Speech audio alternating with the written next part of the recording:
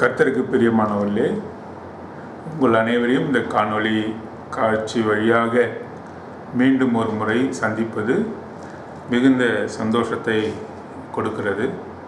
கர்த்தராகிய ஆண்டவராகிய இயேசு கிறிஸ்துவின் கிருபையும் சாந்தியும் சமாதானமும் உங்கள் அனைவரும் மீதும் உண்டாவதாக. இன்றைக்கு கூட நாம் தியானிக்க இருக்கிற ஒரு பகுதி ஏசாயாவின் புத்தகம் 28ஆம் அதிகாரம். என்னோடு கூட உங்கள் வேதாகமத்திலிருந்து திருப்பிக் கொள்ளுங்கள். ஏசாயாவின் புத்தகம் 28ஆம் அதிகாரம் 16ஆம் வசனம். 28ஆம் அதிகாரம் ஏசாயாவின் புத்தகம் 16ஆம் வசனம். ஏசாயாவின் புத்தகம் 28ஆம் அதிகாரம் 16ஆவது வசனம் உங்களுக்காக வாசிக்கிறேன். ஆதலால் கர்த்தராகிய ஆண்டவர் உரைக்கிறதாவது, இதோ அஸ்திபாரமாக ஒரு கல்லை நான் சியோனிலே வைக்கிறேன், அது பரிசிக்கப்பட்டதும் வெளியேறப்பட்டதும் திட அஸ்திபாரம் உள்ளதுமான மூளைக்கல்லாயிருக்கும், விசுவாசிக்கிறவன் பதறான். ஆண்டவர் இன்றைக்கு உங்கள் மத்தியிலே கொண்டு வருகிற இந்த வார்த்தைக்காக கர்த்தருக்கு நாங்கள் நன்றி செலுத்துகிறோம். ஆகவே கர்த்தராகிய ஆண்டவர் உரைக்கிறதாவது, இதோ அஸ்திபாரமான ஒரு கல்லை நான் சியோனிலே வைக்கிறேன், அது பரிசிக்கப்பட்டதும் வெளியேறப்பட்டதும் திட அஸ்திபாரம் உள்ளதுமான மூளைக்கல்லாயிருக்கும். எத்தனை விதமான காரியத்தை ஒரு கல்லை குறித்து ஆண்டவராகிய தேவன் சொல்லுகிறதை நாம் பார்க்கிறோம். அது கல்லல்ல, அது ஆண்டவராகிய இயேசு கிறிஸ்துவை குறிக்கிறது. அது திட அஸ்திபாரமான ஒரு கல், a strong foundation. மாத்திரமல்ல, இட்ஸ் a precious one, வெளியேறப்பட்டது. மாத்திரமல்ல, அது சியோனிலே வைக்கிறேன், it is laid down in Zion. அது பரீட்சிக்கப்பட்டது, it was tested and tried. யார் பரீட்சிக்கப்பட்டார்கள்? ஆண்டவராகிய இயேசு கிறிஸ்து. யார் வெளியேறப்பட்ட கல்?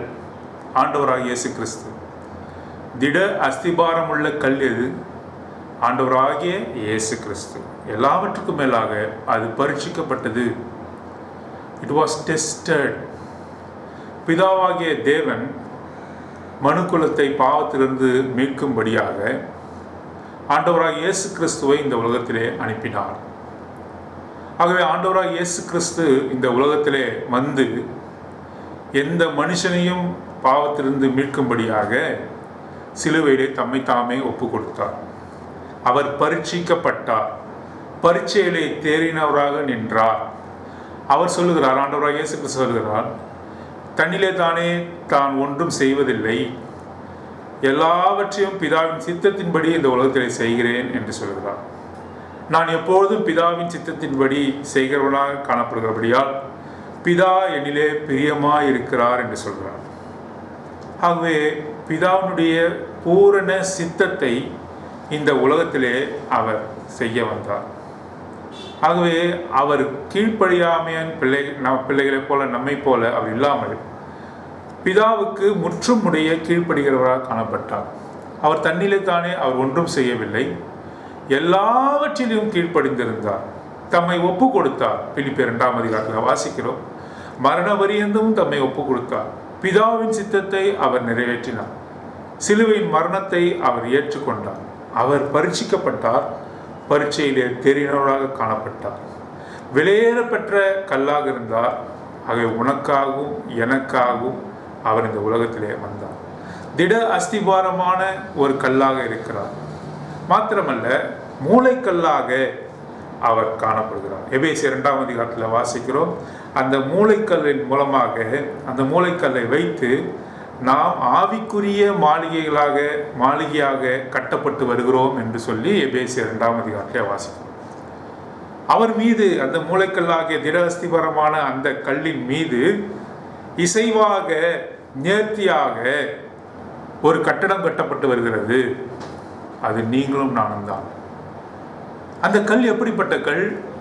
அது மூளைக்கல், திட அஸ்திபாரம் உள்ளது. It cannot be shaken or moved. அதை அசைக்க முடியாது. மிகப்பெரிய கல், அதை அசைப்பார் ஒன்றுமில்லை, ஒருவரும் இல்லை. A majestic stone, a mammoth stone, immovable stone, cannot be broken. அதை ஒருவரும் அதை உடைக்க முடியாது. மகா பெரிய கல்லாக இருந்தது. அது தேவனே, பிதாவாகிய தேவன் நிலைநிறுத்தின கல்லாக ஆண்டவராகிய இயேசு கிறிஸ்து காணப்படுகிறார் என்பதை குறித்து நாம் வாசிப்போம். ஆகவே எனக்கு பிரியமான சகோதர சகோதரிகளே, சியோனிலே அந்த கல்லை வைத்தார். ஆகவே தான் இன்று இந்த வசனங்களை தியானித்து நாம் தேவனை ஆராதிக்க போகிறோம். ஆகவே தேவன் நமக்கு இந்த காரியத்தை சொல்லுகிறார். அது எப்பேற்பட்ட கல் என்று சொல்லி நாம் ஏசாயாவின் புத்தகம் 28ஆம் அதிகாரம் 16வது வசனத்திலே நாம் வாசித்தோம். ஆகவே 3 சம்பவங்களை நாம் பார்த்து பிறகு தேவனை ஆராதிக்கும்படியாக நாம் சில வசனங்களை பார்க்கலாம். 3 சம்பவங்களை பார்க்கலாம். ஆகவே யாத்ராகமத்தின் புத்தகம் 17ஆம் அதிகாரம் 1-7 வரை ஒரு சம்பவம் சொல்லப்படுகிறது. யாத்ராகமத்தின் புத்தகம் 17ஆம் அதிகாரம் 1-7 வரை. Exodus chapter 17 from verse 1 to 7. ஆகவே இந்த இஸ்ரவேல் ஜனங்கள் எகிப்திலிருந்து அவர்கள் புறப்பட்டு வருகிறார்கள். ரெபிதீம் என்று சொல்லக்கூடிய ஒரு இடத்திற்கு அவர்கள் வருகிறார்கள். அது சீனாய் வனாந்திரத்திலே அது காணப்படுகிறது என்று சொல்லப்படுகிறது. இந்த வில்டர்னஸ் ஆஃப் சின், இந்த ஏரியா ஆஃப் ரெபிதீம் என்ற இடத்திற்கு அவர் வரும்பொழுது தண்ணீர் தாகத்தினால் ஜனங்கள் முறுமுறுக்க ஆரம்பிக்கிறார்கள். தண்ணீர் தாகம் அவர்களுக்கு எடுக்கிறது. ஆகவே தேவனுக்கு எதிராக அவர்கள் கிளர்ச்சி செய்கிறார்கள். மோசேக்கு எதிராக பேசுகிறார்கள். மோசேக்கு எதிராக பேசுவது தேவனுக்கு எதிராக பேசுவது என்று எடுத்துக்கொள்ளப்பட்டது. ஆகவே அவர்கள் அங்கே தேவனிடத்திலே அவர்கள் முறுமுறுக்கிறார்கள். தண்ணீர் தேவையின் நிமித்தமாக அவர் கேட்காமல், அவரிடத்திலே தண்ணீர் வேண்டும் என்று கேட்காமல் முறுமுறுத்து கோபமாக பேசுகிற காரியங்களை நாம் இந்த யாத்ராகமத்தின் புத்தகம் 17ஆம் அதிகாரம் 1-7 வரை வாசிக்கிறோம். ஆகவே மோசேக்கு ஆண்டவர் கட்டளையிடுகிறார். அங்கே போடப்பட்டிருக்கிறது, அவர்கள் வாதாடின நிமித்தமும் பரீட்சை பார்த்தது நிமித்தமும், தேவன் தங்களுக்கு தண்ணீர் கொடுப்பாரா கொடுக்க மாட்டாரா என்று சொல்லி தேவனை பரீட்சை பார்த்தது நிமித்தமும், தேவனிடத்திலே வாதாடி அவர்கள் அதை பெற்றுக்கொண்டது நிமித்தமும், அவர்கள் மன்றாடி பெற்றுக்கொள்ளாமல், அவரிடம் கேட்டு பெற்றுக்கொள்ளாமல், பல தடித்த வார்த்தைகளை பயன்படுத்தி தேவனுக்கு அடுத்த பிரியமான வார்த்தைகளை பயன்படுத்தாமல் தடித்த வார்த்தைகளை பயன்படுத்தி வாதாடி அவர்கள் பெற்றுக்கொண்டதினால் அந்த இடத்திற்கு மோசே மாசா மேரிபா என்று அழைக்கிறதை பார்க்கிறோம். ஆகவே நாம் அந்த கன்மலையாகிய கிறிஸ்து அங்கே அடிக்கப்பட்டதை பார்க்கிறோம். ஜனங்களுடைய முறுமுறுத்தல் என்ற பாவத்தின் நிமித்தமாக, கீழ்ப்படியாமை என்ற பாவத்தின் நிமித்தமாக அந்த கன்மலையானது அடிக்கப்பட்டது என்று வாசிக்கிறோம். ஆண்டவராகிய இயேசு கிறிஸ்து உனக்காகவும் எனக்காகவும் அடிக்கப்பட்டார். பிதாவாகிய தேவன் ஆண்டவராகிய இயேசு கிறிஸ்து அடிக்கப்படுவதற்கு ஒப்பு கொடுக்கப்பட்டார். ஆகவே இதை காட்டும் விதமாக பழைய ஏற்பாட்டிலே இந்த சம்பவம் இங்கே எழுதி வைக்கப்பட்டிருக்கிறது. ஆகவே ஆண்டவராகிய இயேசு கிறிஸ்து அடிக்கப்பட்டார். ஒரு மனிதர்களால் அவர் அடிக்கப்பட்ட காரியத்தை பார்க்கிறோம். அவர் சிலுவையிலே மரிக்க போகிற காரியத்தை, மனிதர்களால் துன்பப்படுத்தப்பட்டு அடிக்கப்பட போகிறார் என்பதை உணர்த்தும் விதமாக இங்கே அடிக்கப்பட்டது என்பதை பார்க்கிறோம். ரெபிதீம் என்று சொல்லக்கூடிய இந்த இடத்திலே இந்த சம்பவம் நடைபெறுகிறது. இரண்டாவதாக அவர்கள் தொடர்ந்து பிரயாணப்பட்டு போகிறார்கள். என்னாகும் புத்தகம் 20ஆம் அதிகாரம் 1-11 வசனத்தை ஒரு சம்பவத்தை வாசிக்கிறோம். இது எங்கே நடக்கிறது?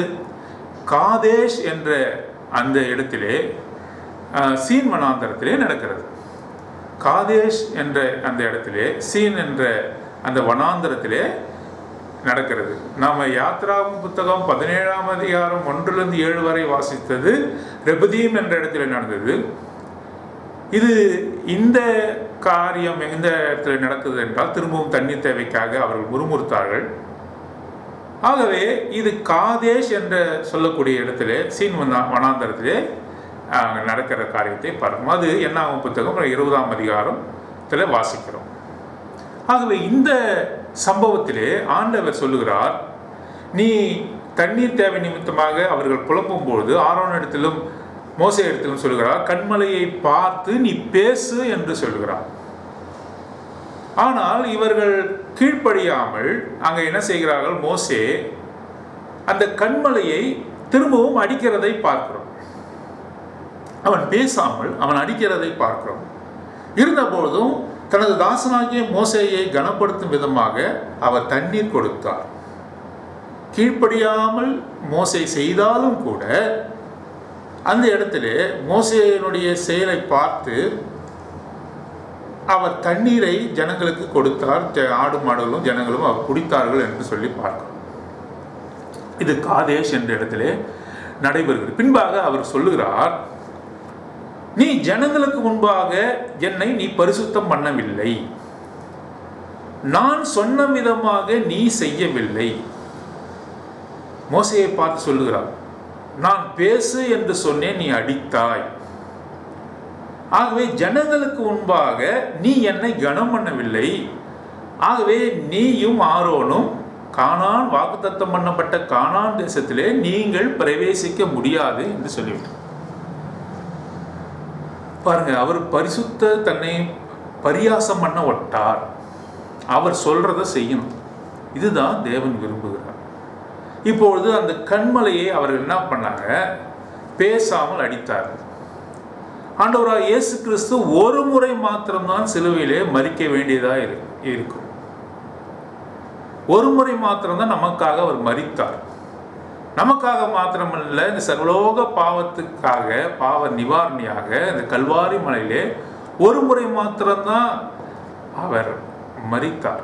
நாம் பாவம் செய்யும் போதெல்லாம் அவர் சிலுவையில் அடிக்கப்பட வேண்டிய அவசியம் இல்லை. அவருடைய ரத்தம் வல்லமை உள்ளது. நாம் பாவம் செய்யும் போது அந்த இரத்தத்தினால் நம்மை கழுவுகிறார், நம்மை சுத்தப்படுத்துகிறார். திரும்பவும் ஒரு முறை அவரை சிலுவிலை அடிக்கிற காரியம் பிதாவுக்கு ஏற்ற காரியம் அல்ல. ஒரு முறை மாத்திரம் ஆண்டவராக இயேசு கிறிஸ்து சிலுவையிலே அவர் மரித்தார், ஜனங்களால் வாதிக்கப்பட்டார், அடிக்கப்பட்டார். மறுபடியும் அவரை அடிக்கப்படத்தக்கதாக பிதாவாகிய தேவன் ஒப்பு கொடுக்கவில்லை. அவருடைய ரத்தம் வல்லமை உள்ளது. அவருடைய ரத்தத்தின் மூலமாக நாம் கழுவப்படுகிறோம் என்று சொல்லி வாசித்தோம். ஆகவே இந்த மோசேயை கேட்காமல் செய்த காரியத்தினால் அங்கே நடந்த காரியம் என்ன, இவர்கள் அந்த கானான் தேசத்துக்கு போக முடியாதபடி மோசேயும் ஆரோனும் மரித்து போனார்கள் என்று சொல்லி நாம் வாசித்தோம். ஆகவே இந்த கண்மலை அவர்களை பின்தொடர்ந்து வந்தது. அந்த கண்மலை யார்? ஆண்டவராகிய இயேசு கிறிஸ்து. பாருங்க, தண்ணீர் தாகத்தை தீர்க்கிற கண்மலை, the rivers of living water, நானே ஜீவ தண்ணீர் என்று சொல்லுகிறார். யோவான் சுவிசேஷம் 4ஆம் அதிகாரத்திலே அங்க அந்த சமாரிய ஸ்திரியோடு பேசுகிறார். தாகமெடுக்காத ஜீவ தண்ணீரை நான் கொடுக்க முடியும். ஜீவ தண்ணீரை கொடுக்கின்ற தேவன், கண்மலையிலிருந்து ஜீவ தண்ணீரை கொடுக்கின்ற தேவன். நாம் வாசிக்கிறோம், அந்த கண்மலையானது அவளை பின்தொடர்ந்து வந்ததாம். அவர்கள் போகும் இடமெல்லாம் கண்மலை தொடர் அவர்களோடு கூட இருந்தது என்று சொல்லி வாசித்தோம். பகலில் மேக ஸ்தம்பமாகவும் இரவில்லை அக்னி ஸ்தம்பமாகவும் வழிநடத்தின தேவன் கண்மலையில் இருந்து தண்ணீரை கொடுத்து அவளுடைய தாகத்தை தீர்த்தார். பாருங்க, அந்த கண்மலையுடைய வல்லமையை பாருங்க. திடமஸ்திபாரம் உள்ள கண்மலை, மூளைக்கல்லாகிய கண்மலை, விலையேறப்பெற்ற கண்மலை மாத்திரமல்ல, பரீட்சிக்கப்பட்ட கண்மலை. It was a tried stone என்று சொல்லப்படுகிறது. பாருங்க, இந்த கண்மலையை அவர்கள் தாகத்தை தண்ணீர் தாகத்தை தீர்த்தது என்று சொல்லி நாம் வாசிக்கிறோம். இரண்டாவது காரியமாக உபாகமத்தின் புத்தகம் 32ஆம் அதிகாரம், உபாகமத்தின் புத்தகம் 32ஆம் அதிகாரம் 15ஆம் வசனம் நான் வாசிக்கிறேன். 32ஆம் அதிகாரம் உபாகமம் 32ஆம் அதிகாரம் 15ஆம் வசனம். யசுரன் கொழுத்து போய் உதைத்தான், கொழுத்து ஸ்தூலித்து நினம் துண்ணின பொழுது தன்னை உண்டாக்கின தேவனை விட்டு தன் ரட்சிப்பின் கண்மலையை அசட்டை பண்ணினான். ஜெசுரன், இஸ்ரவேலுக்கு இன்னொரு பேர் ஜெசுரன். அவன் என்ன செய்தான்? அவன் கொழுத்த பொழுது அவனுக்கு வேண்டிய எல்லா காரியங்களும் அவனுக்கு கிடைக்கும் பொழுது, பாருங்க, ஆண்டவரை ஏற்றுக்கொள்வதற்கு முன்பாக நம்மளோட நிலைமை எப்படி இருந்தது என்று சொல்லி நாம் பார்த்தோம். அநேக தரம் பார்த்திருக்கிறோம். ஒன்றுக்கும் உதவாத, கைவிடப்பட்ட, ஒருவரும் ஏற்றுக்கொள்ள முடியாத இருந்த நம்மை, பாவத்திலும் அக்கிரமத்திலும் அநியாயத்திலும் இருந்த நம்மை ரட்சித்து நம்மை பாதுகாத்து தேவனுடைய பிள்ளைகளாக மாற்றி அவர் நம்மை வைத்திருக்கிறார். நினமும் கொழுப்பையும் உண்டது போல உன்னை போஷிக்கிறார். அமர்ந்த தண்ணீர் இலண்டே உன்னை கொண்டு போய் விடுகிறார். புல்லுள்ள இடங்களில் உன்னை மேற்கிறார். நீ பசியா இருப்பதை அவர் விரும்பவில்லை. உனக்கு ஏற்ற வேளையிலே ஆகாரம் கொடுத்து உன்னை போஷிக்கிறார். உன்னை எல்லோர் மத்தியிலும் உயர்ந்து இருக்கும்படியாக அவர் செய்கிறார். இப்படி செய்கிற தேவனை நீ கொழுத்த பொழுது, உனக்கு ஆசீர்வாதம் எல்லாம் வளர்ந்த பொழுது, தேவனுடைய ஆசீர்வாதம் உன்னை சூழ்ந்து கொண்ட பொழுது அவன் என்ன செய்தானா? நாம் என்ன செய்தோமா? ஆண்டவர் சொல்கிறார், ஜெசுரன் கொழுத்து போய் உதைத்தான். யாரை உதைக்கிறான்? பக்கத்தில் உதைக்கிறாங்களா? ஜெசுரன் கொழுத்த பொழுது தேவனை உதைத்தான். எவ்வளவு ஒரு கடினமான காரியமாக இது காணப்படுகிறது. தன்னை உண்டாக்கினவரை மறந்து போனான். அவனுடைய நிலம் துண்ணில பொழுது தன்னை உண்டாக்கின தேவனை விட்டு தன் ரட்சிப்பின் கண்மலை அசட்டை பண்ணினான். The rock of salvation, ரட்சிப்பு கொடுத்த தேவனை அவன் அசட்டை பண்ணினான். மிகவும் சாதாரணமாக எண்ணினான். தேவனை ஒரு மனுஷனை போல எண்ணினான். ஒன்றுக்கும் உதவாதவரை போல எண்ணினான். எல்லாவற்றையும் கொடுத்த தேவனை மறந்தான். நாம் அப்படி இருக்கிறோமா? ஜெசுரன் கொழுத்த போது உதைத்தான். தன் ரட்சிப்பின் கண்மலையை அசட்டை பண்ணினான். பிதாவாகிய தேவனை அசட்டை பண்ணுகிறோமா? உன்னை ரட்சித்தவரை அசட்டை பண்ணுகிறோமா? தேவன் உன்னை பார்த்து கேட்கிறார். கண்மலையை அசட்டை பண்ணுமா? 18ஆம் வசனம் வாசிங்க. 18ஆம் வசனம், அதே அதிகாரம் 18ஆம் வசனத்தில் நாம் வாசிக்கிறோம். உன்னை ஜெனிப்பித்த கண்மலையை நீ நினையாமற் போனாய். உன்னை பெற்ற தேவனை மறந்தாய். உன்னை பெற்ற தேவனை மறந்தாய். இது இன்னும் அதிகமான ஒரு வார்த்தையாக இருக்கு. எப்போதுமே தேவன் மேஸ்குலின், ஒரு ஆண்பால் போல பேசப்படுகிறார் வேதம் முழுவதும். ஆனால் தேவன் உன்னை பெற்றார் என்று சொல்கிறார். பாருங்க, ஒரு தாயை போல பரிது வைக்கும், அன்னையை போல பரிது வைக்கும், அங்கே தன்னை அன்னையை போல வெளிப்படுத்துகிறதை பார்க்கணும். ஆண்டவருக்கு ஒரு பேர் உண்டு, எல்ஷதாய்.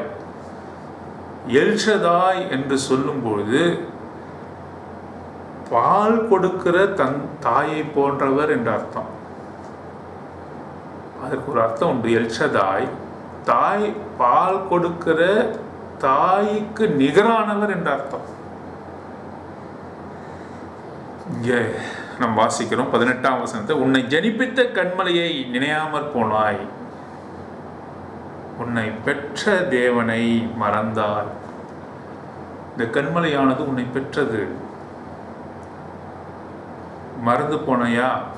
ஆண்டவர் உன்னை பார்த்து கேட்கிறார். அல்லது நீ எட்டி உதைத்தியா? உன்னை பார்த்து அவர் கேட்கிறார். அவரை அசட்டை பண்ணியா? கண்மலை அவர். கண்மலை குறித்து நாம் வாசித்தோம். அது ஒன்றுமே செய்ய முடியாது. அது நித்திய காலமாக இருக்கக்கூடியது. அழிந்து போகிற மனுஷனாகிய நீ அவரை எப்படி நடத்தினாய் என்று சொல்லி ஆண்டவர் இந்த வேலையிலே கேட்கிறார். அவரை அசட்டை பண்ணியா? அவரை நினையாமல் போனியா? அவரிடத்தில் நீ பிரியம் வைக்காமல் போனியா? தாயை போல அவர் பரிந்துரைக்கும் தேவன் என்று சொல்லி, உன்னை பெற்ற தேவனை மறந்தாய், உன்னை ஜனிப்பித்த கண்மலையை நினையாமற் போனாய், the rock that begat thee என்று வாசிக்கும். உன்னை பெற்ற கண்மலையை நினையாமற் போனாய். ஏசாயாவின் புத்தகம் 51ஆம் அதிகாரம், ஏசாயாவின் புத்தகம் 51ஆம் அதிகாரம், ஏசாயாவின் புத்தகம் 51ஆம் அதிகாரம் 1ஆம் வசனம், 51ஆம் அதிகாரம் 1ஆம் வசனம் வாசிக்கலாமா? நீதியை பின்பற்றி கர்த்தரை தேடுகிற நீங்கள் எனக்கு செவி கொடுங்கள். நீங்கள் வெட்டி எடுக்கப்பட்ட கண்மலையும் நீங்கள் தோண்டி எடுக்கப்பட்ட துறவின் குழியையும் நோக்கி பாருங்கள். நீங்கள் வெட்டி எடுக்கப்பட்ட கண்மலை, அந்த கண்மலையிலிருந்து வெட்டி எடுக்கப்பட்டவர்கள், the word hewn from the rock, the eternal rock, அந்த கண்மலையிலிருந்து வெட்டி எடுக்கப்பட்ட பாறைகள் என்று சொல்லுகிறார். இது ரெண்டுமே இந்த ஏசாயாவின் புத்தகம் 51:1 வசனமும் உபாகமம் புத்தகம் 32:15-18 வசனமும் அவரை தாயை போல காட்டுகிறது. உன்னை the rock that begat thee, உன்னை பெற்றெடுத்த கண்மலை, அந்த கண்மலையிலிருந்து நீ பேர்த்து எடுக்கப்பட்டாய் என்று சொல்லி இந்த கண்மலையின் மகத்துவத்தை ஆண்டவர் சொல்லுகிறார். மூன்றாவதாக வல்லமையுள்ள தேவன் கண்மலையாக வெளிப்படுத்துகிற காரியம் தானியேலின் புத்தகம் 2ஆம் அதிகாரம் 34-35 வசனங்களிலே நாம் வாசிக்கிறோம். ஆக நேபுகாத்நேசார் ஒரு சொப்பனத்தை காண்கிறான். காணும்பொழுது ஒரு பெரிய சிலையை காணுகிறான். நாம் பார்க்கிறோம், தலை தங்கமாக இருக்கிறது, கைகளெல்லாம் வெள்ளியாக இருக்கிறது, வயிறு அப்புறம் பிரான்ஸு ஆகவே வெண்கலமாக இருக்கிறது, கால்கள் இரும்பாக இருக்கிறது, பாதங்கள் இரும்பும் அங்கே மண்ணுமாக அங்கே கலந்து இருக்கிறதை பார்க்கிறோம்.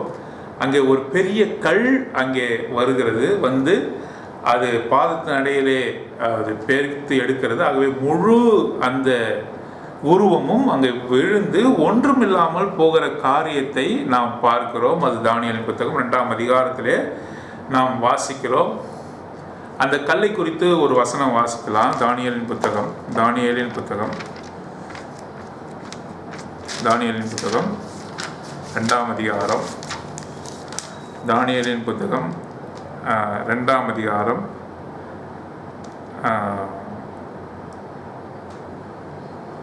44ஆம் வசனம், தானியேல் 2ஆம் அதிகாரம் 44ஆம் வசனம் முழுவதுமாக வாசிக்க வேண்டிய அவசியமில்லை, கடைசி பகுதியை வாசிக்கிறேன். அது அந்த ராஜ்யங்களை நொறுக்கி நிர்மூலமாக்கி தானோ என்றென்றைக்கும் நிற்கும்.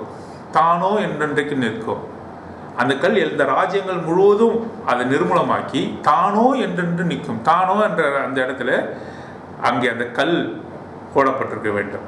அந்த கல்லை அந்த இடத்துல போட வேண்டும். ஆகவே தானோ என்றென்றைக்கும் நிற்கும்.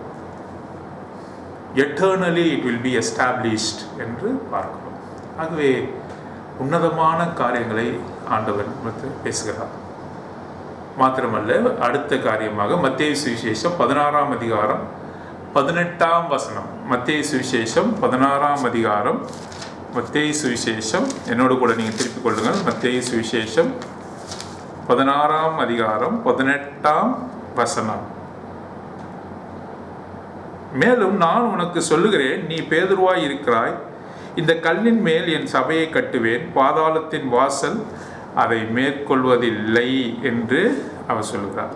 பேதுருவை பார்த்து சொல்லுகிறார், இந்த கல்லின் மேல் என் சபையை கட்டுவேன், பாதாளத்தின் வாசல் மேற்கொள்வதில்லை. நீ பேதுருவாய் இருக்கிறாய் என்ற இடத்திலே அங்கே என்ன போடப்பட்டிருக்கிறது என்று சொன்னால் பெட்ரோஸ் என்று போடப்பட்டிருக்கு. பெட்ரோஸ் என்றால் பேதுரு என்ற அர்த்தம். பெட்ரோஸ் என்றால் பேதுரு என்ற அர்த்தம். அது ஒரு சின்ன கல். It can be movable stone. It can be moved. It can be broken. It can be beaten. It is not eternal. Petros என்று போடப்பட்டிருக்கு. நீ பேதுருவாய் இருக்கிறாய். ஆனால் அதுக்கு அடுத்த வார்த்தை சொல்லுகிறார், இந்த கல் என்று சொல்லும்போது அந்த இடத்துல பெட்ரா என்று போடப்பட்டிருக்கு.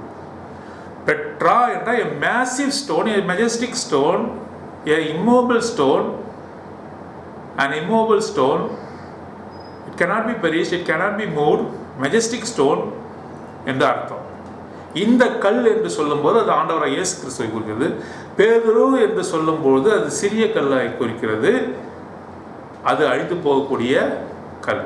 நான் உன் மீது நான் கட்ட மாட்டேன், கிறிஸ்துவின் மீது, என் மீது நான் இந்த சபையை கட்டுவேன். சபையின் பாதாளத்தின் வாசல் சபையின் மீது சபையை மேற்கொள்வதில்லை என்று சொல்லுவேன். ஒருவேளை பேதுரு மீது கட்டப்பட்டிருந்தால் அது என்றோ மறந்து போயிருக்கும். இன்று வரை சபையானது தேவனுடைய திட அஸ்திபாரமாக, தேவன் நாட்டின கல்லாக, இசைவாக, மாளிகையாக கட்டப்பட்டு வருவது காரணம் என்ன? இந்த கல்லின் மீது, ஆண்டவராக இயேசு கிறிஸ்துவின் மீது, பெட்ரா என்று சொல்லக்கூடிய இந்த கல்லின் மீது சபையானது கட்டப்பட்டிருக்கிறதாக பாதாளத்தின் வாசல் மேற்கொள்வதில்லை என்று பார்க்கிறோம். பாருங்க, இந்த கல்லை குறித்து பழைய ஏற்பாட்டிலும் புதிய ஏற்பாட்டிலும் சில காரியங்களை பார்த்தோம். இது விலையேறப்பட்ட கல்லாக இருக்கிறது, இது மூளைக்கல்லாக இருக்கிறது, திட அஸ்திபார கல்லாக இருக்கிறது. எவ்வளவு உன்னதமான காரியங்களை அங்கே அவர் சொல்லுகிறதை பார்க்கும். ஏசாயா 28:16 சொல்லுகிறதை பார்க்கும். ஆகவே இந்த கல் அது கண்மலையாக இஸ்ரவேல் ஜனங்களுக்கு தாகத்தை தீர்த்த கல்லாக அங்கே காணப்படுகிறது. தாகத்தை தீர்த்த கல் மாத்திரமல்ல, அந்த கல் எப்படிப்பட்ட கல்லாக இருக்கிறது? ஒரு தாயை போல அந்த ஒரு காட்டுகிற கல்லாக காணப்படுகிறதுன்னு சொல்லி உபாகமம் புத்தகம் 32ஆம் அதிகாரத்திலே வாசித்தோம். உபாகமம் 32 இந்த விதமாக நாம் வாசித்தோம். ஏசாயா புத்தகம் 51:1 கூட அந்த கல்லிலிருந்து நீ வெட்டெடுக்கப்பட்டாய் என்று சொல்லப்படுகிறது. இந்த கண்மலையை நீ மறந்தாய், தேவனை மறந்தாய் என்று சொல்லப்பட்டிருக்கிறது. The rock that begat thee, you forget என்று சொல்லப்பட்டிருக்கிறது. அது மாத்திரம் தானியேலிலே வாசிக்கும்போது அது நித்தியமான ஒரு கல்லாக காணப்படுகிறது. மத்தேயு சுவிசேஷம் 16 வாசிக்கும்போது நீ பேதுருவாய் இருக்கிறாய், இந்த கல்லின் மீது என் சபையை கட்டுவேன் என்று இந்த கல் என்று சொல்லும்போது பெட்ரா, ஆண்டவராய் இயேசு கிறிஸ்துவை அது குறிக்கிறது. ஆகவே எவ்வளவு உன்னதமான காரியங்களை தேவன் நம் மத்தியிலே பேசிக்கொண்டிருக்கிறார் என்பதை குறித்து நாம் பார்க்கிறோம். ஆகவே ரோமருக்கு நிருபம் 9ஆம் அதிகாரம் 33ஆம் வசனம். ரோமர் 9ஆம் அதிகாரம் 33ஆம் வசனம். இதோ இடறுதலுக்கான கல்லையும் தவறுதலுக்கான கல்லையும் சீயோனிலே வைக்கிறேன், அவரிடத்திலே விசுவாசமாக இருக்கிறவன் எவனோ அவன் வெட்டி எடுக்கப்படுவதில்லை என்று எழுதியிருக்கிறபடி ஆயிற்று என்று சொல்லி நாம் வாசிக்கிறோம். இந்த கல்லே இங்கே எப்படி இருக்குது என்று பாருங்க. இடறலுக்கு ஏதுவான கல்லும் தவறுதலுக்கு ஏதுவான கண்மலையும், the rock of offense and a stumbling stone. நீ அவரை ஏற்றுக்கொள்ளவில்லை என்று சொன்னால், இந்த கல்லையை, உன்னை பெற்றெடுத்த இந்த கண்மலையை நீ ஏற்றுக்கொள்ளவில்லை என்று சொன்னால், இந்த கல்லே உனக்கு தவறுதலுக்கு ஏதுவான கல்லாக அல்லது நீ இடலுக்கு ஏதுவான கல்லாக அது மாறுகிறது என்று சொல்லி நாம் வாசிக்கிறோம். இதே தான் 1 பேதுரு 2ஆம் அதிகாரம் 4-8 வரை வாசிக்கிறோம். the rock of offense, stone of stumbling என்று வாசிக்கிறோம். 1 பேதுரு 2:4-8 வரை இந்த காரியங்களை நாம் வாசிக்கிறோம். அப்போஸ்தலர் 4ஆம் அதிகாரம் 11ஆம் வசனத்திலே கூட இந்த காரியத்தை தான் நாம் வாசிக்கிறோம். இந்த ஆண்டவரை நாம் ஏற்றுக்கொள்ளவில்லை என்று சொன்னால் அதுவே நாம் தவறி விழுகிறதுக்கு ஏதுவாக இருக்கிறது. இதைத்தான் 1 கொரிந்தியர் 23-24 சொல்கிறார். இஸ்ரவேல் ஜனங்களை பார்த்து சொல்கிறார், அந்த அவர் நீ தவறுதலுக்கு ஏதுவான காரியமாக அவர் மாறி போனார் என்று வாசிக்கிறோம். அவரை நீ ஏற்றுக்கொள்ளவில்லை அப்படி என்று சொன்னால் அந்த கல்லின் மீது நீ விழுகிறதாய் நீ காணப்படுகிறது. ஆண்டவர் ஒரு இடத்துல சொல்லுகிறார். மத்தேயு சுவிசேஷம் 21ஆம் அதிகாரம் 42 முதல் 44 வரை. மத்தேயு சுவிசேஷம் 21:42-44 வரை ஆண்டவர் சொல்லுகிறார், இந்த கல்லின் மீது யார் விழுகிறார்களோ அவர் நொறுங்கி போவார்கள். இந்த கல் யார் மீது விழுகிறதோ அவர்கள் இல்லாமல் போவார்கள் என்று என்ற ஏதுவான வார்த்தை இங்கே போடப்பட்டிருக்கிறது. அது மோதிச்சுன்னா நம்ம அவ்வளோதான், will be destroyed. இல்லை அந்த கல்லின் மீது ஒருவன் மோதுவான் என்று சொன்னால், வா மோதி பார்ப்போம் என்று சொன்னால், அவன் இருந்த இடம் தெரியாமல் போவான். அந்த கல்லை நீ ஏற்றுக்கொள்ள வேண்டும். கல்லை போன்ற உறுதி கண்மலையாகிய கிறிஸ்துவை நீ உன்னுடைய உள்ளத்துக்குள்ளாக நீ ஏற்றுக்கொள்ள வேண்டும். அப்படி இல்லை என்று சொன்னால், நீ மோதுவாய் என்று சொன்னால் நீ நொறுங்கி போவாய்.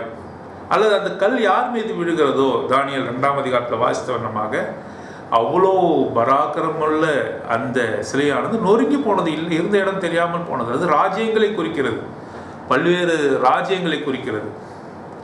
இல்லாமல் போனது. அது மோதினாலும் சரி, அதன் மீது நீ விழுந்தாலும் சரி, விலை ஒன்று தான். கல்லுக்கு ஒன்றும் ஆக போகிறதில்லை. ஆண்டவராகிய இயேசு கிறிஸ்துவுக்கு ஒன்றும் ஆக போகிறதில்லை. உனக்கு தான் நஷ்டம். முக்கியமான வார்த்தை இது, நீங்கள் தியானிக்கணும். You must humble yourself before that rock and be delivered from the clutches of sin. நீ உன்னைத்தானே தாழ்த்தி நீ பாவத்திலிருந்து மக்கள் மத்தியிலிருந்து விடுதலையாக்கப்பட வேண்டும். You must humble before the rock and be delivered, or stumble and destroyed. அல்லது தடிக்க விழுந்து நிர்மூலமாக போகிறாய். முடிவு செய்து கொள். அதற்கு முன்பாக தாழ்ந்து பணிந்து, ஆண்டவராகிய இயேசு கிறிஸ்துவுக்கு முன்பாக தாழ்ந்து பணிந்து விடுதலையாக்கப்பட்டவனாக போக போகிறாயா? அல்லது இடர்களுக்கு ஏதுவாக கல்லாக அதை நீ மாற்றி அதன் மீது தடுக்கி விழுந்து நீ அழிந்து போக போகிறாயா? Do you want you to be humbled and be delivered, or stumble and destroyed? முடிவு செய்து கொள். தேவன் உன்னை பார்த்து சொல்லுகிறார். பாருங்க, எவ்வளோ உன்னதமான காரியங்களை தேவன் ஆண்டவராகிய இயேசு கிறிஸ்துவின் மூலமாக உன்னை மத்தியிலே பேசிக்கொண்டிருக்கிற காரியத்தை பார்க்கிறோம். இதை உணர்ந்தவனாக தாவீது ராஜா பல இடங்களிலே இந்த கண்மலையை, ஆண்டவராகிய இயேசு கிறிஸ்துவை தனது சங்கீதங்களை போட்டிருக்கிறதை பார்க்கிறோம். சங்கீதக்காரர்கள் அநேகர் இந்த கண்மலையை வாழ்த்தி இருக்கிறதை பார்க்கிறோம். அவருடைய வாழ்க்கையில் இந்த கண்மலை எப்படியாக பல நல்ல காரியங்களை செய்தது என்று சொல்லி அவர்கள் ஆர்ப்பரித்து மகிழ்ந்திருக்கிறதை சங்கீத புத்தகங்களில் வாசிக்கிறோம். ஆகவே சங்கீதம் நமக்கு தெரிந்தவனமாக சங்கீதம் 18ஆம் சங்கீதம் 1ஆம் வசனம், கர்த்தர் என் கண்மலை, கர்த்தர் என் கண்மலை, கர்த்தாவே என் கண்மலையே என்ற பாடல் நமக்கு தெரியும். ஆகவே கர்த்தர் என் கண்மலை, the Lord is my rock. My rock, எனது கண்மலையாக அவர் இருக்கிறார். 18ஆம் அதிகாரம் 1ஆம் வசனம். 31ஆம் வசனத்தில் நாம் என்ன வாசிக்கிறோம்?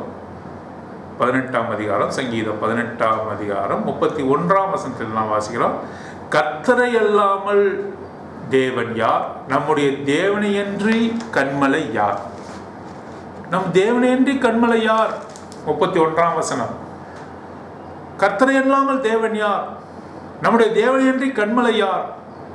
For who is our God save the Lord, or who is a rock save our God? கர்த்தரையன்றி கண்மலை யார்? நம்முடைய தேவனையன்றி கண்மலை யார்? அவர்தான் கண்மலை. ஆகவேதான் 1ஆம் வசனத்திலே தாவீது ராஜா சொல்லுகிறார், கர்த்தர் என் கண்மலை, the Lord is my rock, என்னுடைய கண்மலை என்று சொல்லுகிறார். என்னுடைய கண்மலை மாத்திரமில்லை, அவன் சபையாரின் கண்மலை, இஸ்ரவேல் ஜனங்களின் கண்மலை, ரட்சிக்கப்பட்டவரின் கண்மலை. சங்கீத புத்தகம் 78ஆம் சங்கீதம் 35ஆம் வசனத்தில் வாசிக்கிறோம். தேவனை தங்கள் கண்மலை என்று நினைவு கூர்ந்தார்கள். தேவனை தங்கள் கண்மலை என்று நினைவு கூர்ந்தார்கள். They remembered God was their rock. யார்? இஸ்ரவேல் ஜனங்கள் நினைவு கூர்ந்தார்கள். ரட்சிக்கப்பட்ட நீனும் நானும் கர்த்தர் கண்மலை என்று நினைவு கூற வேண்டும். கர்த்தர் கண்மலை என்று நினைவு கூற வேண்டும். முதலாவதாக, he is my rock, God was their rock. சபையாராக இருக்கும்போது நம்முடைய கண்மலை, தனிப்பட்ட விதமாக இருக்கும்போது என்னுடைய கண்மலை. நாம் கூட எப்படி ஆராதிக்க வேண்டும்? தனிப்பட்ட விதமாக ஆராதிக்கும் போது, கர்த்தாவே நீர் என் கண்மலையும் என் கேடமும், நான் நம்பியிருக்கிற துர்கமுமாய் இருக்கிறீர், மை ஃபோர்ட்ரஸ், என் கண்மலை என்று சொல்லி தனிப்பட்ட விதமாக ஆராதிக்கிறோம். குடும்பமாக நாம் அமர்ந்து ஆராதிக்கும் பொழுது எப்படி ஆராதிக்கிறோம்? நீர் எங்கள் கண்மலை, நீர் கர்த்தாவே நீர் எங்கள் கண்மலை என்று சொல்லி நாம் ஆராதிக்க வேண்டும். அதுதான் சங்கீத புத்தகம் 78 சொல்லுகிறது. God was their rock. They remembered that God was their rock. எங்களுடைய கண்மலை, தனிப்பட்ட விதமாக என் கண்மலை என்று சொல்லி வருது. 18ஆம் அதிகாரம் 1ஆம் சங்கீதம். சங்கீதம் 83ஆம் சங்கீதம் 26ஆம் வசனத்தில் என்ன வாசிக்கிறோம்? என் ரட்சிப்பின் கண்மலை, the rock of my salvation. நான் ரட்சிக்கப்பட்டதற்கு காரணம் இந்த கண்மலை தான். இந்த கண்மலை வெளிப்படுத்தின காரியங்கள் நிமித்தமாக நான் ரட்சிக்கப்பட்டேன். the rock of my salvation. சங்கீதம் புத்தகம் 89ஆம் சங்கீதம் 26ஆம் வசனம். Psalm 89 verse 26. முதலாவதாக அவர் என் கண்மலை, அவர் எங்கள் கண்மலை, இப்போது என் ரட்சிப்பின் கண்மலை, the rock of my salvation, என் ரட்சிப்பின் கண்மலை. சங்கீதம் அது எங்க வாசிக்கிறோம்? சங்கீதம் 89:26. சங்கீதம் 62:7. சங்கீதம் 62:7 என்ன வாசிக்கிறோம்? பலனான என் கண்மலை, பலனான என் கண்மலை, the rock of my strength, எனக்கு பலனை கொடுக்கிற கண்மலை, the rock of my strength. சங்கீதம் 62:7 வாசிக்கிறோம். சங்கீதம் 94:22 என்ன வாசிக்கிறோம்? சங்கீதம் 94:22 என்ன வாசிக்கிறோம்? என் தேவன் நான் நம்பியிருக்கிற கண்மலையாய் இருக்கிறார், the rock of my refuge. நான் நம்பியிருக்கிற கண்மலை, the rock of my refuge. இது சங்கீதம் 94ஆம் சங்கீதம் 22ஆம் வசனத்தில் வாசிக்கும், the rock of my refuge. வரிசையாக சொல்லலாமா? சங்கீதம் 18:1 என்ன சொல்ல? the rock of the Lord is my rock. கர்த்தர் என் கண்மலை. சங்கீதம் 78:35 என்ன வாசிக்கிறோம்? சங்கீதம் 78:35 the God was their rock, எங்கள் கண்மலை. முதலாவது என் கண்மலை, அவர் என் குடும்பத்துக்கு கண்மலை, என் சபைக்கு அவர் கண்மலை. அதுக்கப்புறம் சங்கீதம் 89:26 வாசிக்கிறோம், என் ரட்சிப்பின் கண்மலை, என் ரட்சிப்பின் கண்மலை. சங்கீதம் 62:7 என் பலனான என் கண்மலை, பலனான என் கண்மலை, the rock of my strength, பலனாக என் கண்மலை. சங்கீதம் 94:22 வாசிக்கிறோம், the rock of my refuge, நான் நம்பி இருக்கிற கண்மலை. சங்கீதம் 61:2 வாசிக்கிறோம், என்னை கொண்டு போய் விடும் எனக்கு எட்டாத கண்மலை. அது முழுதுமாக வாசிக்கிறேன். சங்கீதம் 61:2 முழு வசனம். என் இருதயம் தொய்யும் போது பூமியின் கடையாந்திரத்திலிருந்து கூப்பிடுவேன், எனக்கு எட்டாத கண்மலையில் என்னை கொண்டு போய் விடும். என் இருதயம் தொய்யும் பொழுது, நான் கடினப்படும் பொழுது, நான் கஷ்டப்படும் பொழுது, தேவன் என்னை எங்கே கொண்டு போய் வருகிறாரு? எனக்கு எட்டாத, நானே முயன்று அந்த கண்மலையை அடைய முடியாது. நானே முயன்று அந்த கண்மலை இடத்துல நான் போய் சேர முடியாது. தேவன் என்ன பண்றாரு? கிறிஸ்துவின் இடத்துல என்னை கொண்டு போய் விடுகிறார். தேவாதி தேவன் என் மீது வைத்த அன்பினாலும் இரக்கத்தினாலும் என்னை என்ன பண்றாரு? எனக்கு எட்டாத இந்த கண்மலையிலே என்னை கொண்டு போய் விடும். அப்ப ஆண்டவராகிய இயேசு கிறிஸ்து எப்படிப்பட்டவர்? எட்டாத கண்மலை, மனுஷர்கள் தொட முடியாத கண்மலை. ஒருவர் உன்னை கொண்டு போய் விட முடியும். பிதாவாகிய தேவன் இந்த கண்மலையின் வெடிப்பிலே உன்னை வைத்து பாதுகாக்க முடியும். அந்த கண்மலைக்கு அண்டையிலே உன்னை கொண்டு போக முடியும். ஆகவே எனக்கு எட்டாத கண்மலை. ஆகவே பிதாவாகிய தேவன் என்னை கொண்டு போய் விடுகிறார். Lead me to the rock என்று வாசிக்கிறோம். Higher than I, lead me to the rock, higher than I, என்னை விட எனக்கு எட்டாத இந்த கண்மலை பாருங்க, எனக்கு எட்டாத கண்மலை பிதாவாகிய தேவன் அதில் அந்த கண்மலையின் இடத்துல என்னை கொண்டு போய் விட்டார் என்று சொல்லி வாசிக்கிறோம். ஏசாயாவின் புத்தகம் 32ஆம் அதிகாரம் 2ஆம் வசனம், 32ஆம் அதிகாரம் 2ஆம் வசனம். ஏசாயாவின் புத்தகம் 32ஆம் அதிகாரம் 2ஆம் வசனம். விடாய்த்த பூமிக்கு பெருங்கண்மலையின் நிழலாக இருப்பார், நிழலாகவும் இருப்பார். விடாய்த்த பூமிக்கு பெருங்கண்மலையின் நிழலாகவும் இருப்பார். as a shadow of the great rock in a weary land. a shadow of great rock. எப்படிப்பட்டது? பெருங்கண்மலை நிழல். பெரிய கண்மலை அதனுடைய நிழலிலே ஒதுங்குவது. பாருங்க, மலை அடிவாரத்திலே வீடுகளை கட்டியிருப்பார். மலையின் அடிவாரத்தில். ஏன்? அந்த மலையே அவர்களுக்கு நிழலாக காணப்படும். குளிர்ந்த விடாய்த்த நிலத்திலே, ஒன்றுமில்லாத பாழ் நிலத்திலே, வெயில் சுட்டரிக்கும் நிலத்திலே அங்கே எப்படி இருக்கிறாரு? Shadow of great rock.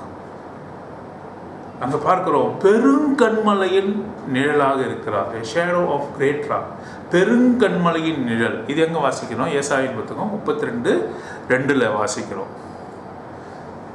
சகரியாவின் புத்தகம் 9ஆம் அதிகாரம் 3ஆம் அதிகாரம் 9ஆம் வசனம். சகரியாவின் புத்தகம் 3ஆம் அதிகாரம் 9ஆம் வசனத்தில் வாசிக்கிறோம், இதோ யோசுவாவுக்கு முன்பாக வைத்த கல், இந்த ஒரே கல்லில் மேல் 7 கண்கள் இருக்கும் என்று சொல்லி வாசிக்கிறோம். சகரியாவின் புத்தகம் 3ஆம் அதிகாரம் 9ஆம் வசனம். இந்த ஒரே கல்லின் மீது 7 கண்கள். அந்த ஒரு கல் யாரு? ஆண்டவராகிய இயேசு கிறிஸ்து. அது 7 கண்கள் பதிக்கப்பட்டிருக்கிறது, சித்திரம் தீட்டப்பட்டிருக்க, அது பதிக்கப்பட்டிருக்கிறது.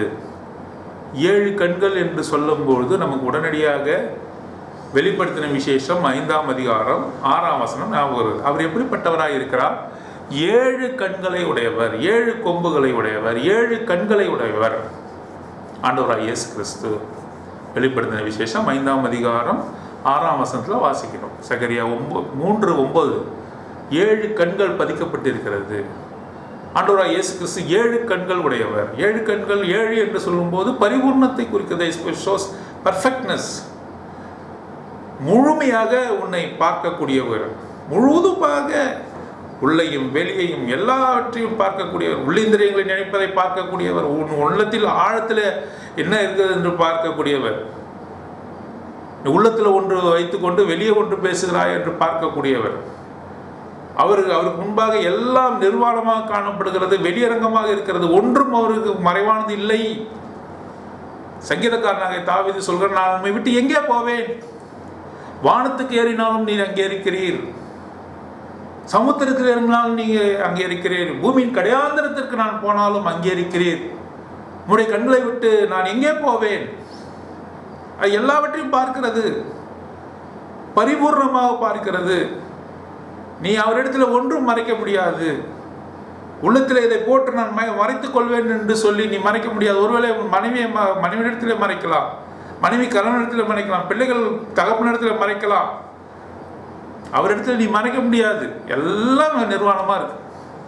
பரிபூர்ணமாக அவர் உன்னை பார்க்கிறார். உனது எண்ணங்களிலே காரியங்கள், யோசனைகள் தோன்றும் முன்பாக அவற்றை அறிந்திருக்கிறார்.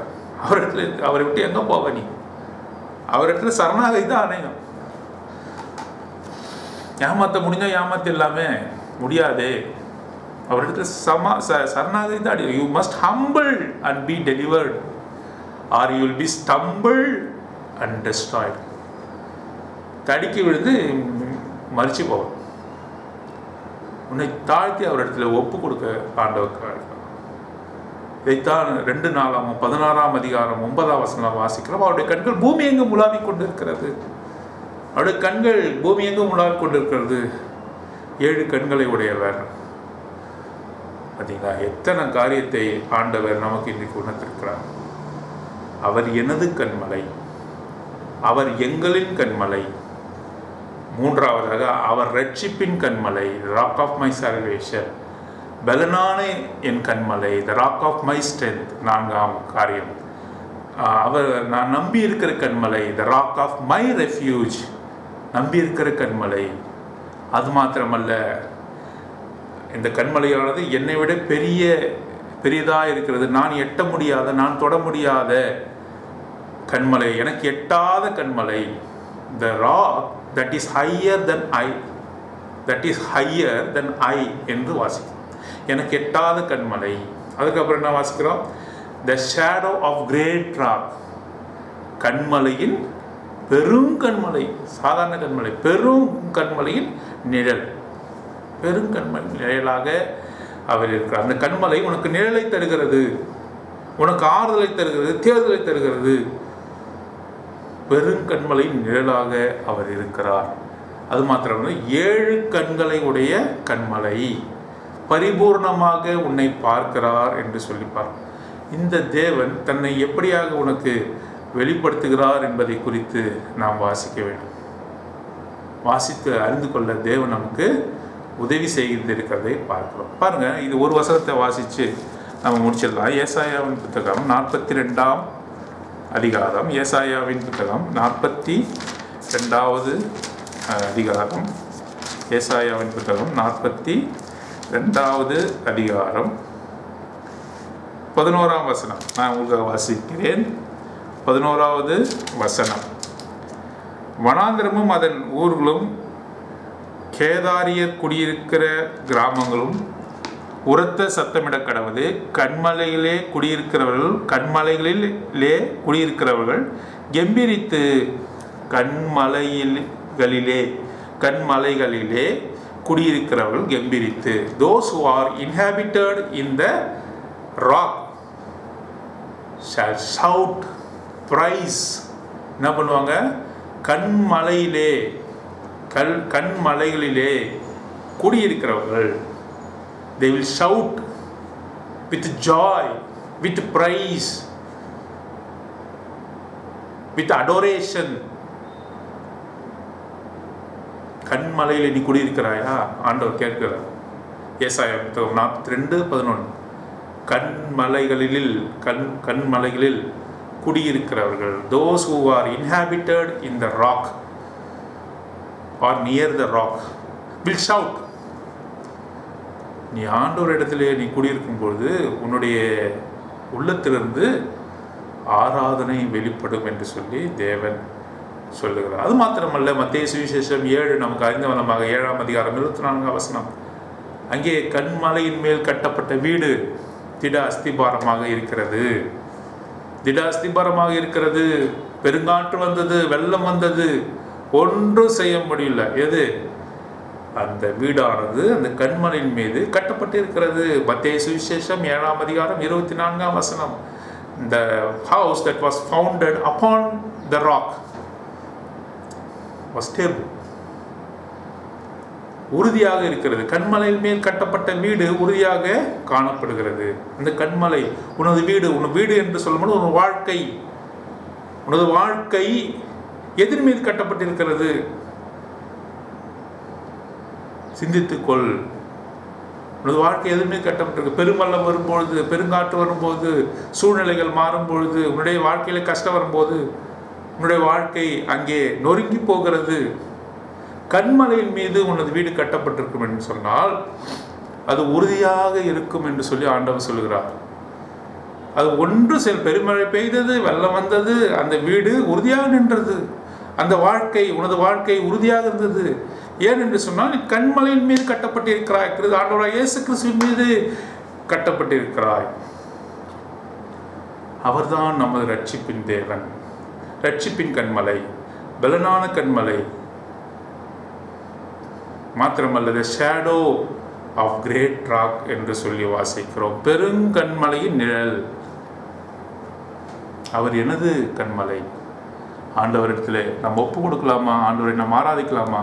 இந்த வார்த்தைகள்லாம் சொல்லி ஆராதிக்கலாமா? எல்லாத்த விடவும் உபாகம் 32 நாம் வாசித்த வண்ணமாக பெற்ற கண்மலை நீ மறந்தாய். ஏசாயாவின் புத்தகம் 51ஆம் அதிகாரம் 1ஆம் வசனத்தில் அந்த மலையிலிருந்து நீ தெரிவிக்கப்பட்டாய். ஹியூவன் ஃப்ரம் த ராக், பெருத்தெடுக்கப்பட்டாய். யசுரன் கொழுத்தபொழுது அந்த கண்மலையை உதைத்தான், அசட்டை பண்ணினான். இருந்தபொழுது அந்த கண்மலை அவனை மன்னித்தது, மன்னிப்பை வழங்கினது. ஆனால் அதன் மீது மோதுவோம் என்று சொல்லி அதன் மீது போராடினால் நாம் நொறுங்கி போவோம், அல்லது அந்த கண்மலை நம்மேல் விழுந்தால் நாம் நொறுங்கி போவோம். தானியேலின் புத்தகம் 2ஆம் அதிகாரத்தில் வாசித்தோம். ஆகவே let us humble ourselves, let us rededicate ourselves. நம்ம திரும்பவும் ஒப்பு கொடுக்கலாம், அந்த கண்மலை கிட்ட நம்ம ஒப்பு கொடுக்கலாம். தாயை போல பரிதி வைக்கும் கர்த்தர். ஆகவே நாம் இப்போ ஒரு நிமிஷம் ஜெபிக்கலாம், முடிக்கலாம். அன்பும் இறக்கமுள்ள பரலோக பிதாவே, கண்மலையாக ஆண்டவராக இயேசு கிறிஸ்துவை குறித்து நாங்கள் அறிந்து கொள்ளும்படியாக நீர் உதவி செய்த ஸ்தோத்திரம். ஆண்டவரே, கண்மலையின் வெடிப்பில் வைத்து பாதுகாக்கிற தேவன், அந்த கண்மலை எங்களுக்கு எட்டாத கண்மலையாக இருந்தாலும் கூட அந்த கண்மலை இடத்துல எங்களை கொண்டு போய் விடுகிறீர். அந்த கண்மலையிலிருந்து தேனும் பாலும் எங்களுக்கு கொடுக்கிறீர், தண்ணீரை ஜீவ ஊற்றை எங்களுக்கு கொடுக்கிறீர் என்று சொல்லி வாசித்தோம். அது ரட்சிப்பின் கண்மலையாக, பலனான கண்மலையாக, பெரும் ஆண்டவரே நிழலை தரக்கூடிய கண்மலையாக எங்களுக்கு இருப்பதற்காக ஸ்தோத்திரம். 7 கண்களை உடைய கண்மலை எங்களை முற்றுமுடிய பார்த்து எங்களை சோதிக்கிற கண்மலையாக காணப்படுகிறதுக்காக ஸ்தோத்திரம். எருசலேமிலே நாட்டப்பட்ட இந்த கல்லானது, இந்த கண்மலையானது, அது பரிசோதிக்கப்பட்டது. எங்களுக்காக சிலுவை மரத்தில் ஒப்பு கொடுத்து எல்லாவற்றையும் செய்தீர். மரணம் வரைந்து உம்மை தாழ்த்தினீர். அந்த கண்மலையின் மீது, அந்த கல்லின் மீது, திட அஸ்திபார கல்லின் மீது நாங்கள் இசைவாக கட்டப்பட்டு வருவதற்காக உங்களுக்கு நன்றி தெரிவிக்கிறோம். எனது கண்மலையாக, எங்களின் கண்மலையாக நீ இருப்பதற்காக நன்றி தெரிவிக்கிறோம். இப்படியாக நீர் எங்களுக்கு வசனங்களை கொடுத்து எங்களை ஆசீர்வதித்தமைக்காக நாங்கள் நன்றி தெரிவித்து அருமையானவர் இயேசு கிறிஸ்துவின் ஒப்பற்ற நாமத்தின் மூலம் பிதாவிற்கு நல்ல பிதாவே, ஆமேன், ஆமேன்.